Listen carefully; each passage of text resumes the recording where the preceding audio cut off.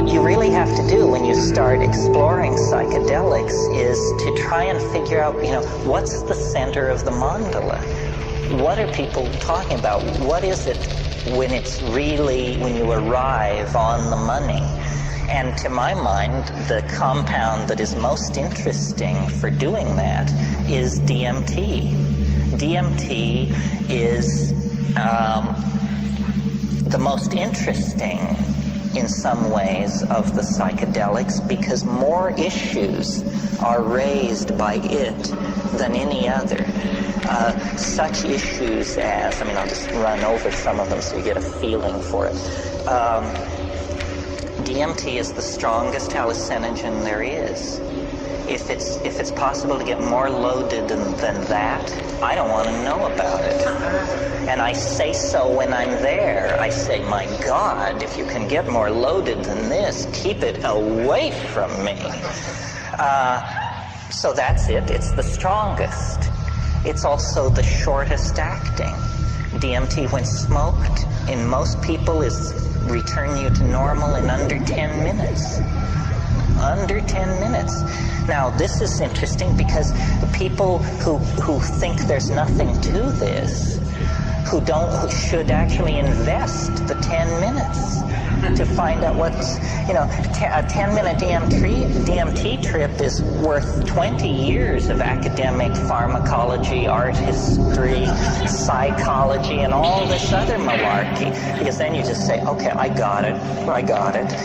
Another very interesting thing about DMT is it occurs naturally in the human brain.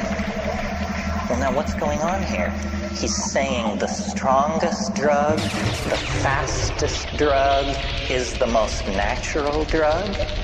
It means that, you don't have to sail off into 3-hydroxy-4-pyridyl N-methyl marubishtik or something like that to get into the exotic realms. No, a human metabolite, which takes only 10 minutes to undergo its entire exfoliation and quenching, is the strongest of all. Well, then what is it? What does strong mean? What is a strong psychedelic?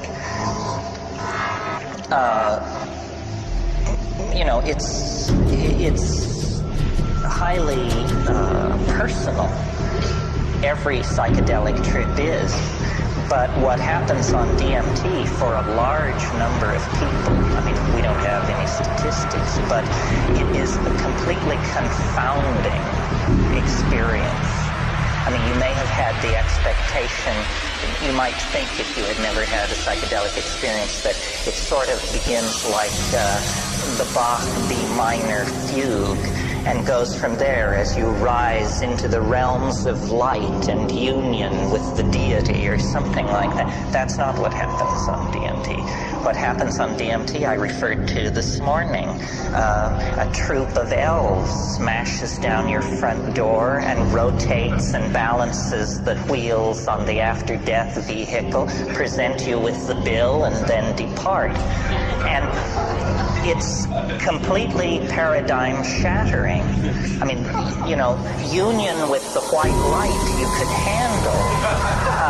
An invasion of your apartment by jewel self-dribbling basketballs from hyperspace that are speaking in demotic Greek is not something that you anticipated and could handle. Sometimes people say, is DMT dangerous? It sounds so crazy. Is it dangerous? The answer is only if you fear death by astonishment.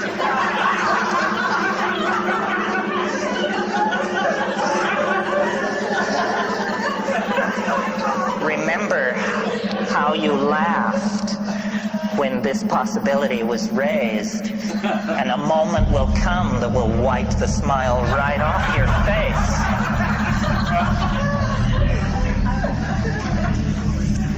And this death by astonishment thing,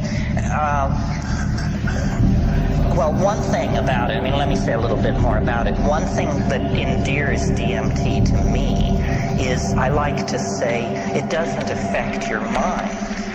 It doesn't seem to affect your mind. In other words,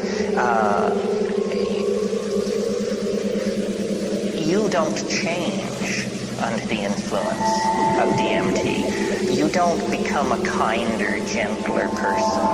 You don't sink into, a line of drool from one corner of your mouth as you sit there twitching. You don't change. What happens is the world is completely replaced. Instantly, 100%, it's all gone. And what is put in its place, not one iota of what is put in its place was taken from this world. So it's a 100% reality channel switch.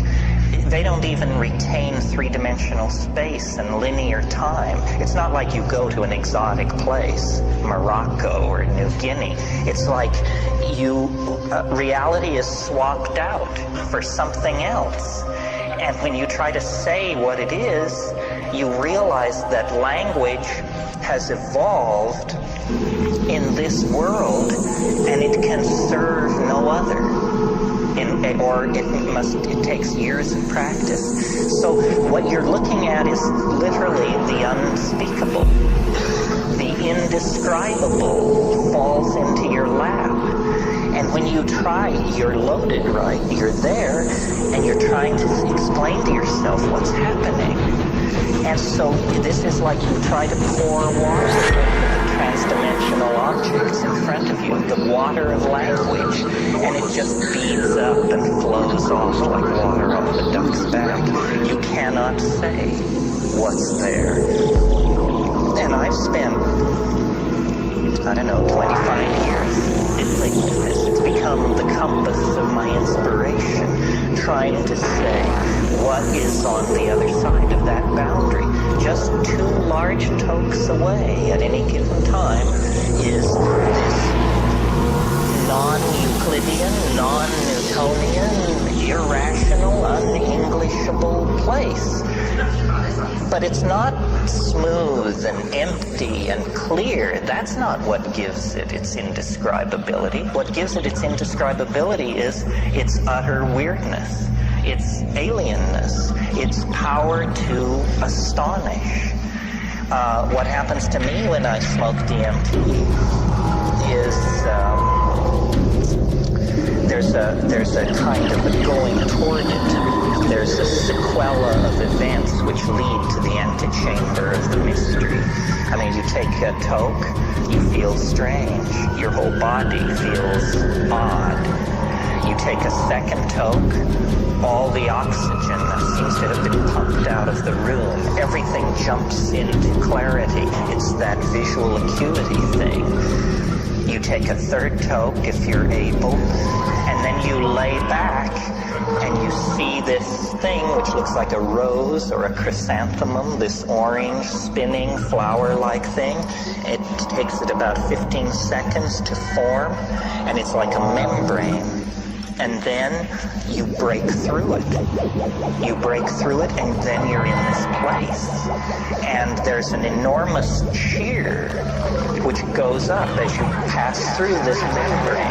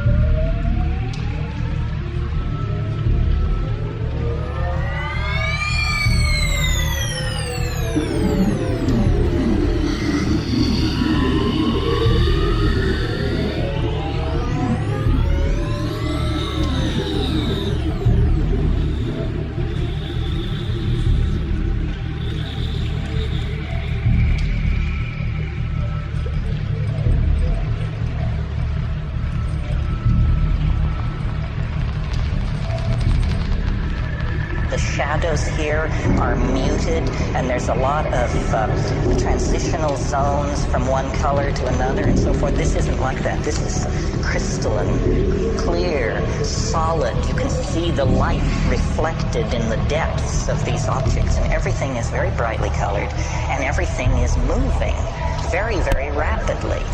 And there are entities there. It's not about calling them up or the whisperings of them. No, they're in your face. And they're right here, and they're worse than in your face, because what they do is they jump into your chest, and then they jump out. And so you're like this. And you have to keep saying, keep breathing, don't freak out, pay attention, and the entities speak to you. And they speak both in English and another way, which we'll get to in a minute. But in English, what they say is, do not give way to wonder. Hang on. Don't just go gaga with disbelief. Pay attention. And what they're trying to do is they're trying to show you something. They are very aware of the fleeting nature of this encounter. And they say, don't just spiral off into amazement and start raving about God and all that. Forget that. Pay attention to what we're doing. And then what they're doing is they're dancing around, they're jumping around, they're emerging explicitly out of the background, bounding toward you, jumping into your chest, bounding away, and they make offerings. And they love you. That's the other thing. They say this. They say, we love you. You come so rarely. And, here you are. Welcome. And then they make these offerings. And the offerings are objects of some sort. And now remember, you are not changed. You're exactly the person you were a few minutes before. So you're not exalted or depressed. You're just trying to make sense of this.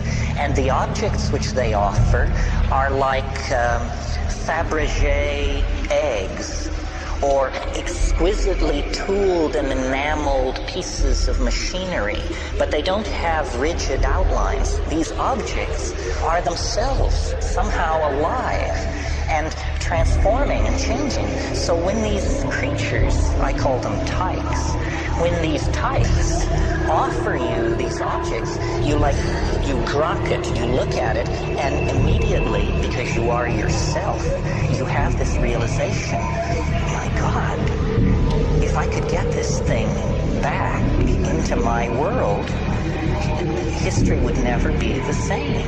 A single one of these objects is somehow, you can tell by looking at it, this would confound my world beyond hope of recovery. It cannot exist.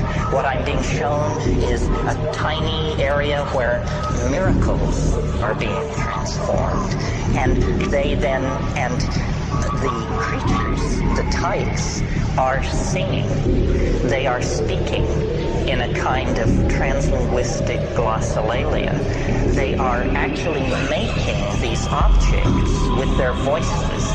They are singing these things into existence. And what the message is do what we're doing. You can do what we're doing. Do it. And they get quite pushy about this. They say, damn it, do it. And you're saying, but they're saying, no, do it now, do it. You say, I can't handle this, and then this kind of reaction goes on for a while. Well, then I don't take credit for it. It was not will, but like something comes up from inside of you. Something comes out of you, and you discover you can do it. That you can use language to condense objects into existence in this space. It's the dream of all magic. But here it is, folks, happening in real time. And then they're just delighted. They just go mad with delight and turn somersaults and turn themselves inside out. And they all jump into your chest at once. And after many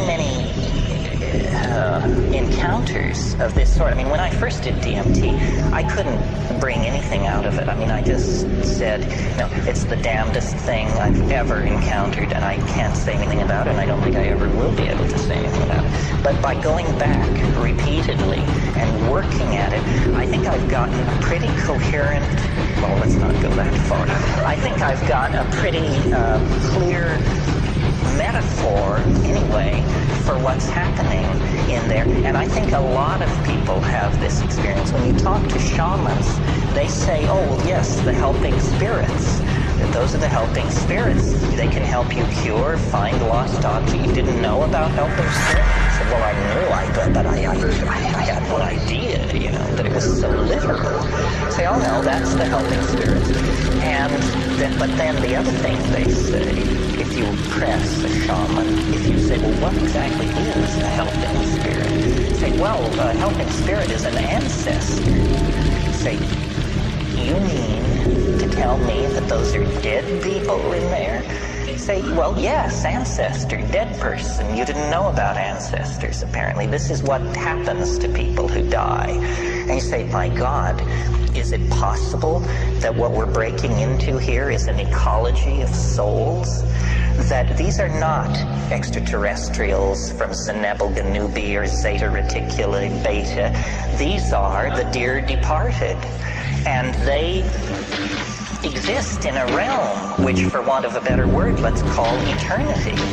And somehow this drug, or whatever it is allowing me to see across the veil. This is the lifting. You want to talk about boundary dissolution. It's one thing to get tied to your partner. It's quite another to get tied to the dear departed of centuries past. That's a serious boundary dissolution when that happens. What these creatures want, according to them, is they want us to transform our language somehow. And I don't know what this means. I mean, at this point in the weekend and in my life, we all are on the cutting edge. And nobody is ahead of anybody else. Clearly, we need to transform our language because our culture is created by our language, and our culture is toxic, murderous, and on a downhill bummer. Somehow we need to transform our language, but is this what they mean? That we're supposed to condense machines out of the air in front of us? How does this relate to the persistent idea promulgated by Robert Graves and other people that there is a primal language of poetry? That poetry as we know it is a pale, pale thing, and that at some time in the human past, people were in command of languages which literally compel belief. They compel belief because they don't make an appeal through argument or metaphor. They compel belief because they are able to present themselves as imagery. William Blake said, if the truth can be told so as to be understood, it will be believed. And so these things and it's very confusing because you wonder, you say, well, have people been doing this for thousands of years? And if so, have they always encountered this tremendous urgency on the other side? If people have been doing it for thousands of years, why is there this urgency on the part of these entities? And who exactly and what exactly are they? It appalls me, you can probably tell, that I have to talk about this because this is not my bailiwick. I mean, I'm a rationalist who's just had a very weird set of experiences, but I am a rationalist. I mean, I have no patience with channeling, the lords of the many rays, the divas, and there's this whole thing going around about disincarnate intelligence, and it's mostly under the control of fairly, shall we say, non-rigorous thinkers. But I like to think that I am a rigorous thinker, and yet here I am telling you that, elf legions await in hyperspace one toke away. The difference between my rap and the Findhorn folks or somebody like that, is that we have an operational method for testing my assertion. We can all smoke DMT, or you can make it your business to now find out about this and see for yourself. And not everybody agrees with me. I mean, some people say there wasn't anything like that. But some people agree, and I think if you get 2 out of 10 agreeing with a rap like this, then you better pay attention.